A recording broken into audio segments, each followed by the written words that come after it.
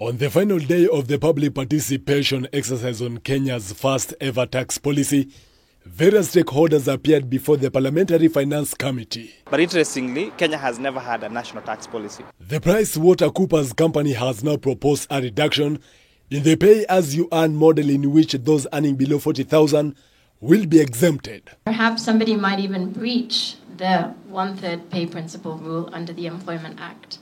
So we think that the lower rate tax bands really should be elevated so that the Kenyan out there, or the Wanjiku, is able to afford basic commodities, reducing the personal income tax rate to 25%. I think this is welcome. At the same time, the Kenya Private Sector Alliance expressed discontentment with the disregard of the public participation exercise, hailing the move to adopt a tax policy. So we've seen some industries being wiped out by tax changes that should not happen.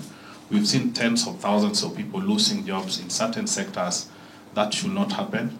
We've seen serious mistakes being made and then they are reversed after 6 months, but the impact on the economy continues. Repeatedly suffered from new arbitrary taxes, and this national tax policy is, to us, a godsend. At the same time, the Kenya Private Sector Alliance expressed discontentment with the disregard of the public participation exercise, hailing the move to adopt a tax policy. Even future finance bills will have to borrow from the national tax policy.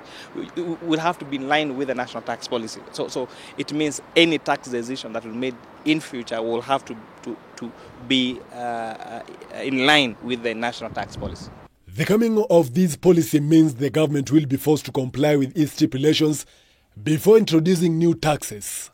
The Finance Committee has now retreated to prepare a report to be tabled in Parliament for debate. There is need to have a consistency and a predictability of how taxes are done, so that businesses are able to set up knowing that there won't be a substantial change in the taxes for a few years. Joel Chacha, K24 TV, Nairobi.